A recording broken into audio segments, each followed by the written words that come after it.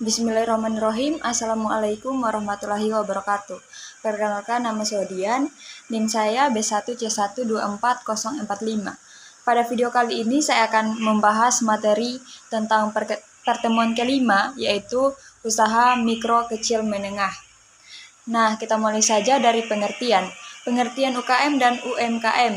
UKM merupakan singkatan dari usaha kecil menengah dengan menekankan fokus pada usaha kecil. Sedangkan UMKM adalah singkatan dari usaha mikro, kecil, dan menengah yang lebih memfokuskan pada cakupan usaha mikro.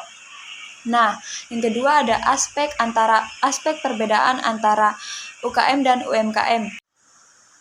Yang pertama, omset usaha. Usaha mikro memiliki omset paling banyak sebesar 300 juta rupiah. Usaha kecil memiliki omset tahunan yang lebih dari 300 juta rupiah sampai dengan 2,5 miliar rupiah. Usaha menengah memiliki omset lebih dari 2,5 miliar sampai dengan 50 miliar rupiah. Nah, lanjut yang kedua, kekayaan bersih usaha. Usaha mikro paling banyak 50 juta rupiah, usaha kecil berkisar lebih dari 50 juta sampai dengan 500 juta rupiah, usaha menengah berkisar antara 500 juta sampai dengan 10 miliar rupiah. Lanjut yang ketiga, jumlah tenaga kerja. Usaha mikro memiliki tenaga kerja minimal 1-5 tenaga kerja. Usaha kecil memiliki 6-19 tenaga kerja. Usaha menengah memiliki 20-99 tenaga kerja. Lanjut yang keempat, perbedaan modal awal UKM dan UMKM. Modal untuk mendirikan UKM adalah sebesar 50 juta rupiah. Sedangkan untuk modal untuk mendirikan UMKM berkisar antara 300 juta rupiah ataupun dengan mendapatkan bantuan dari pemerintah untuk pembiayaan modal. Nah, dari sini muncul pertanyaan, kenapa sih lebih besar modal untuk mendirikan usaha UMKM dibandingkan dengan UKM? Nah, UMKM lebih diyakini memiliki pengaruh terhadap perkembangan perekonomian Indonesia. Sementara UKM dinilai lebih perseorangan yang dimana keuntungan yang dihasilkan hanya sedikit. Yang kelima ada pembinaan usaha. Usaha skala mikro dibina oleh kabupaten dan kota, usaha kecil dibina oleh provinsi, dan usaha menengah dibina berskala nasional. Nah, yang terakhir yaitu pajak yang dikenakan. Nah, sekarang ini istilah UMKM lebih sering digunakan karena telah mencakup tiga jenis usaha, yaitu usaha mikro, usaha kecil, dan usaha menengah.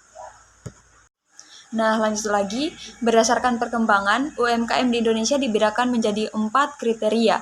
Yang pertama ada livelihood activities, yang dimana merupakan usaha mikro kecil menengah yang digunakan sebagai kesempatan kerja untuk mencari nafkah. Yang kedua, micro enterprise, merupakan usaha mikro kecil menengah yang bersifat pengrajin tetapi belum memiliki jiwa kewirausahaan.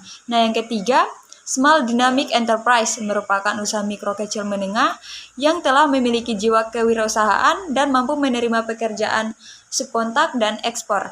Nah, yang terakhir ada Fast Moving Enterprise merupakan usaha mikro kecil menengah yang telah memiliki jiwa kewirausahaan dan akan melakukan transformasi menjadi usaha besar. Kemudian lanjut ke peranan UMKM. UMKM memiliki peranan yang vital dalam memainkan roda perekonomian di Indonesia.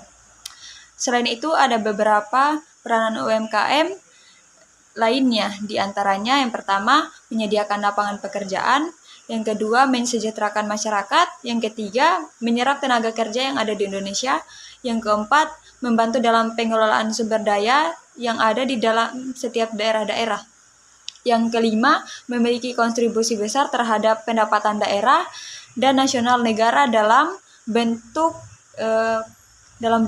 penyetoran pajak ke negara. Nah, lanjut ke kelebihan dan kekurangan UMKM. Sebelum membahas kelebihan dan kekurangan dari UMKM, ada baiknya kita mengetahui keunggulan usaha mikro kecil menengah dibandingkan usaha besar lainnya. Nah, yang pertama ada inovasi yang mudah terjadi dalam pengembangan produk. Yang kedua ada kemampuan menyerap tenaga kerja yang cukup banyak. Yang ketiga fleksibilitas dan adaptasi terhadap perubahan pasar yang cepat dibandingkan perusahaan besar lainnya. Nah, yang keempat ada hubungan kemanusiaan yang akrab di dalam perusahaan yang kecil. Nah, masuk ke kelebihan UMKM. Yang pertama, sistem operasi yang fleksibel. Yang kedua, inovasi. Yang ketiga, berbiaya rendah. Yang keempat, berfokus pada salah satu sektor usaha yang spesifik. Nah, lanjut ke kekurangan UMKM. Yang pertama, kesulitan pemasaran. Yang kedua, keterbatasan finansial. Yang ketiga, keterbatasan sumber daya manusia. Yang keempat, masalah bahan baku. Dan yang terakhir, yang kelima, keterbatasan teknologi. Adapun beberapa permasalahan yang dihadapi di dalam menjalankan UMKM. Yang pertama, kekurangan waktu untuk melengkapi kebutuhan. Nah, yang kedua, terdapat kontrol yang tetap terhadap anggaran dan pembiayaan. Yang ketiga, sedikitnya tenaga ahli atau mungkin tidak ada. Baik, itu tadi pemaparan materi dari saya tentang usaha mikro kecil menengah. Kurang dan lebihnya mohon dimaafkan, mungkin kesalahan dari diri saya sendiri. Saya akhiri dengan ucapan wabillahi taufiq wal hidayah. Wassalamualaikum warahmatullahi wabarakatuh.